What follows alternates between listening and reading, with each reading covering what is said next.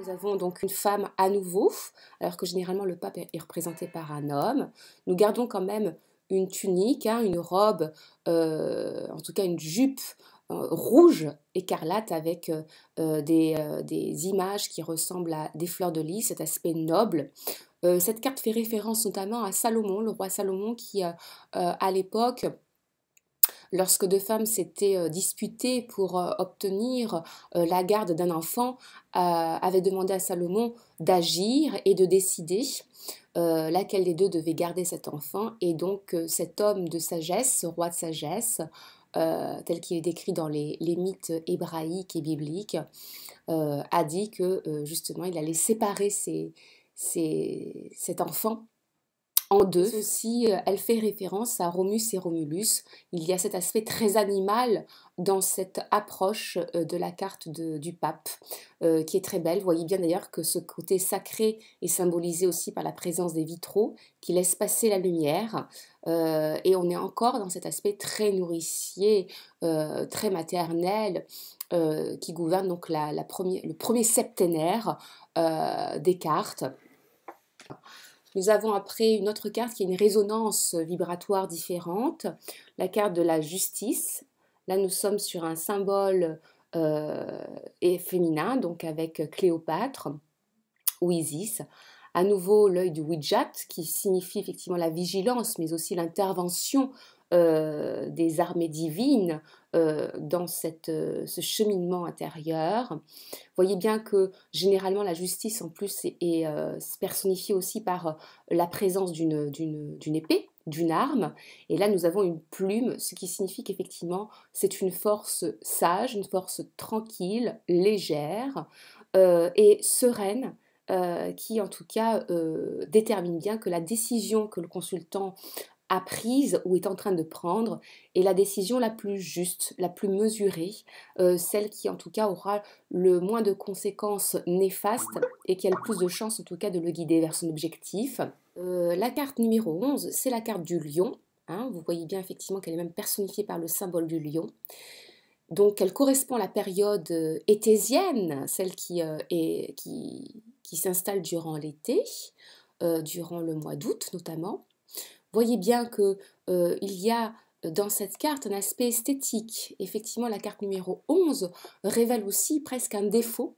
Parfois, ça peut être aussi la carte de la luxure, des plaisirs, et on est dans cette maîtrise, ce devoir de maîtrise des plaisirs, de cette jouissance qui habite ce désir épicurien, ce désir de jouissance qui habite la consultante ou le consultant. Donc c'est une carte qui vous incite à veiller, à tempérer vos pulsions et vos émotions. La carte numéro 12, vous voyez bien qu'on est sur The Hanged Man, donc sur une chrysalide. Le pendu est personnifié par une chrysalide. Cette carte dit tout. C'est-à-dire qu'on est à l'envers, on est en train d'inverser ses perceptions. La carte numéro 13, la carte sans nom, celle que nous appelons la mort, mais ce n'est pas une mort physique, c'est une mort subliminale, une mort onirique, symbolique.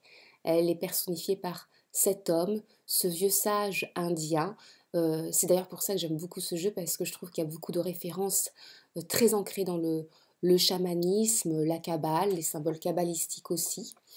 C'est un tarot qui est assez complet, et voyez bien que cet homme accepte de vieillir, de pénétrer dans les arcanes du temps. Et donc c'est une carte qui vous initie à cette acceptation, au lâcher-prise. La tempérance, carte numéro 14, vous voyez bien qu'elle est très différente de tout ce que nous avons l'habitude de voir. Et donc nous avons un tigre fort, un tigre qui regarde droit dans les yeux avec son regard perçant et flamboyant.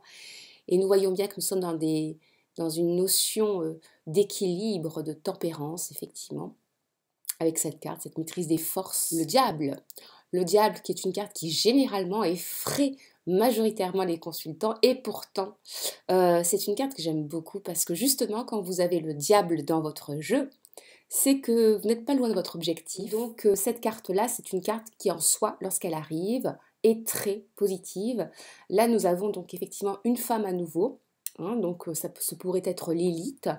Mais effectivement, c'est une carte qui me fait très souvent penser au film de Fritz Lang avec Moloch, ce fameux dieu euh, chronophage, celui qui dévore le temps, mais qui dévore aussi les humains qui sont devenus des zombies, une armée d'esclaves. Et donc, lorsque vous avez cette carte, cela vous invite effectivement à pénétrer dans la bouche de ce Moloch, de ce diable, comme dans le voyage de Dante d'ailleurs, le voyage de Dante dans la Divine Comédie, qui passe par la bouche du diable pour parvenir dans les sphères de la béatitude et de l'extase, près de l'amour sacré qu'incarne Béatrice. Et donc cette carte est très très forte. La tour, on est sur un homme de carnaval qui est en train de brûler. Et le mot même carnaval fait référence à la chair, carnival. Donc on est dans la dévoration de la chair, on est dans un sentiment de destruction, destruction presque épidermique, quelque chose qui vous dévore, qui peut être du domaine de la passion, ou qui peut être aussi du domaine de l'obsession qui vous anime. Donc cette carte vous invite à faire attention, une carte qui n'a rien à voir à ce qui nous est donné en général. Et voyez bien que ses mains sont stigmatisées, donc on a dépassé le monde des blessures, on les a intégrées, on a intégré les leçons du passé, on a intégré ses souffrances, et donc on peut avancer. Cette avancée effectivement signifiée par le premier pas. Donc vous pouvez faire le premier pas de la lune, carte numéro 18. Et donc la lune va renvoyer tout de suite en miroir avec la carte du soleil. Voilà, gauche-droite, yin et yang, deux énergies complètement, totalement différentes. L'une dans le maternel et l'eau, voyez, et l'autre au contraire dans le feu, les énergies de la terre et des astres, l'énergie apollonienne. C'est aussi le soleil est aussi la carte qui symbolise donc les arts, Apollon, hein, le théâtre, la comédie, tout ce qui a trait au métier mis en lumière. La lune, c'est l'inversement. La carte du jugement, généralement, c'est une carte aussi que l'on appelle karma. C'est une carte qui, au contraire, là aussi, est une carte de tremplin, comme le chariot et la carte de la roue de la fortune. Numéro 21, la carte du monde, qui est superbe. Une carte, là aussi, dans une énergie féminine, toujours en connexion avec la grande déesse mère. On est vraiment dans des archétypes et des symboliques chamaniques, archétypales et kabbalistiques.